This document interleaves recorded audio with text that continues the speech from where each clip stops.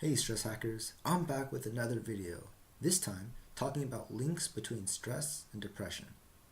Depression isn't really a nice topic to think or talk about, but I think it's important to uncover some of the basic links connecting stress and depression, since depression is pretty prevalent in our society today.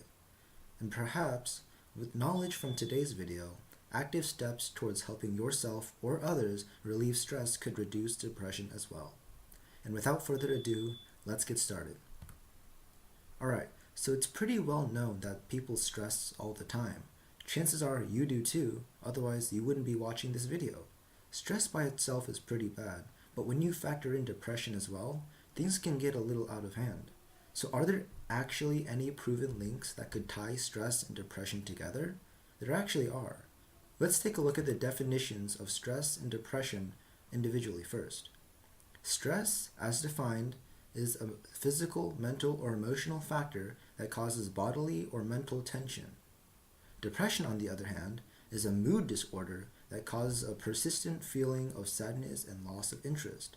Also called major depressive disorder or clinical depression, it affects how you feel, think, and behave and can lead to a variety of emotional and physical problems. Alright, so now that we've got the definitions of both stress and depression cleared away, let's take a look at the similarities between the two. Stress can be physical, mental, or emotional, and depression is a mood disorder. It mainly inhibits mental and emotional functions, so stress and depression are related on these two fronts.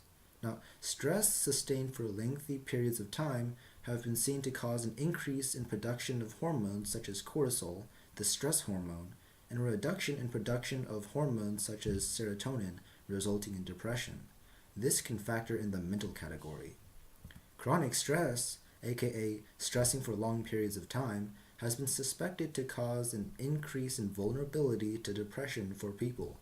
The longer they stress out, the more susceptible they are to falling into a state of mental disarray. This can factor in the emotional category. And there you have it. As seen from the points mentioned previously, there are two main factors that nearly directly relate stress with depression. It can also be concluded that stress can result in depression, which means that if you're suffering chronic stress at the moment, you could be in a vulnerable position to become depressed. So be careful. Now with that said, if you haven't already gotten my guide yet, I put together a free 3-step method guide that shows a step-by-step way to reduce stress rather quickly. It's 100% free. You can access it immediately by typing this into your browser, www.hackstressnow.com/guide. Or you could click the link in the video description below.